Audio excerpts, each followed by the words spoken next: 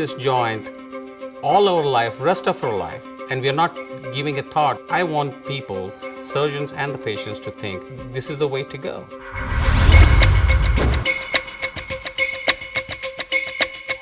And when I sit and talk to patients and the families there, I said, we all have ears, nose, and mouth. But do we all look same? We don't.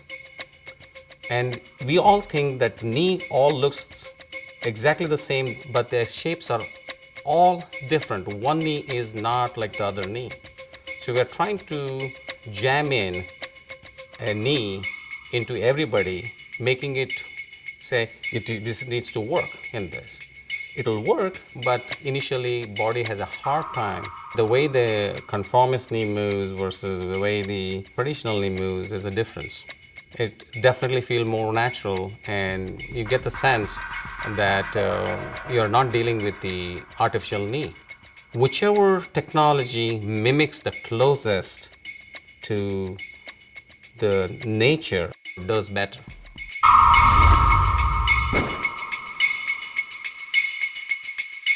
I remember a time when patient, immediately first post-operative day, she said, I can't believe that I have a knee.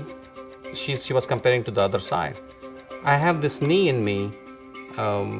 It feels like my own. And that is especially because it's a silky smooth motion all the way through, from extension to all the way through the flexion. And there's an inherent stability in the implant itself because of its offset, distal offset and posterior offset, that actually drives how the knee performs.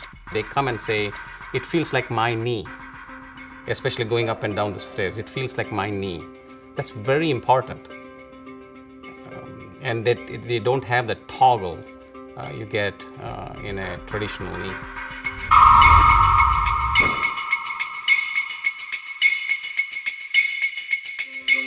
What I was doing without my knowledge, I was customizing the knee which I put into a patient in my own way, because I didn't have this technology.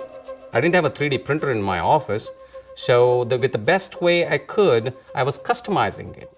Here comes a knee which everything I was trying to do was already done. Why would anybody not want his knee done this way, which is tailor-made for that particular individual? That's a profound statement.